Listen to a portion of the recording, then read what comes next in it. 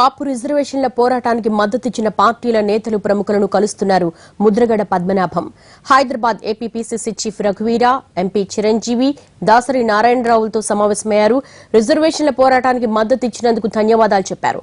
ముద్రగడకు తన మద్దతు ఎప్పుడూ ఉంటుందన్నారు చిరంజీవి. కాపులకిచ్చిన హామీని గడువులోపు నిలబెట్టుకోవాలని ప్రభుత్వాన్ని డిమాండ్ చేశారు.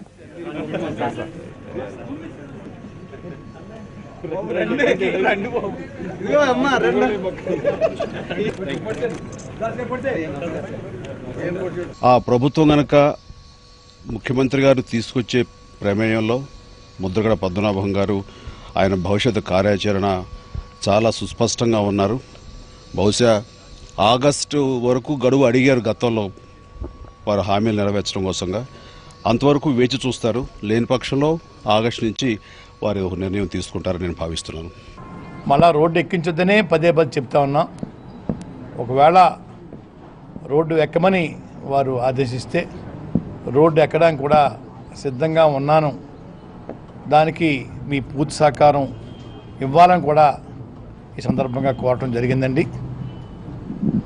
ఏదేమైనా మా జాతికి ఇచ్చిన హామీ కోసం మేము ఫైట్ చేస్తూ ఉన్నాం. ఏ కులాలకు ఏ పార్టీకి మా ఉద్యమం వ్యతిరేకం కాదు. ఇది నిజాయితీ కలిగిన ఉద్యమం. దానికి సపోర్ట్ ఇవ్వాల్సిన బాధ్యత మా మీద ఉంది. ఎందుకంటే ఈ రోజున పెరిగి పెద్దవాళ్ళైన తర్వాత మాకు కొన్ని సామాజిక బాధ్యతలు ఉంటాయి. అలాగని సమాజంలో మిగిలిన వాళ్ళ చేతి దగ్గరున్న అన్నాన్ని తినాలనే ఆశ మాత్రం కాదు. ప్రత్యేకంగా మాకు పెట్టండి అని అడుగుతున్నారు. అందులో న్యాయం ఉంది. ఇది తమిళనాడు గవర్నమెంట్ చేసింది. తమిళనాడు గవర్నమెంట్ చాలామందికి చేసింది, చాలా కులాలకు చేసింది. కాబట్టి భారత రాజ్యాంగంలో ఒక రాష్ట్రానికి ఒక సిద్ధాంతం, ఒక రాష్ట్రానికి మరొక సిద్ధాంతం ఉండదు. ఆ సిద్ధాంతాన్ని దృష్టిలో పెట్టుకుని అమలు చేయాల్సిన బాధ్యత ముఖ్యమంత్రి గారికి ఉంది.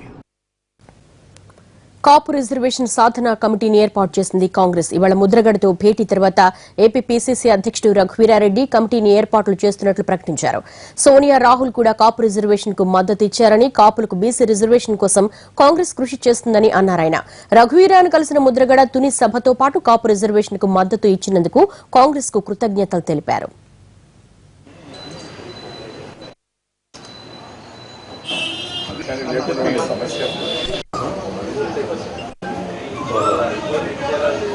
అసెంబ్లీలో తీర్మానం చేసి 9 షెడ్యూల్లో చేర్చడం కోసం ఢిల్లీ పంపిస్తే అక్కడ కూడా కాంగ్రెస్ పార్టీ సపోర్ట్ చేస్తుంది. సోనియా గాంధీ గారు, రాహుల్ గాంధీ గారు కూడా హామీ ఇచ్చారని చెప్పేసి వారు చాలా సందర్భాల్లో చెప్పడం జరిగింది. వారికి కూడా నా కృతజ్ఞతలు చెప్పుకుంటా ఉన్నాను. ముఖ్యమంత్రి గారిని ఇచ్చిన మాట ప్రకారంగా ఆగస్టు లోపల అసెంబ్లీలో తీర్మానం చేసి కేంద్రానికి పంపించి 9 షెడ్యూల్లో చేర్చడం కోసం లెటర్ రాయవలసిందిగా నేను ఇచ్చిన మాట నిలుపుకోమని వారిని కోరుతా ఉన్నాను, డిమాండ్ చేస్తూ ఉన్నాను.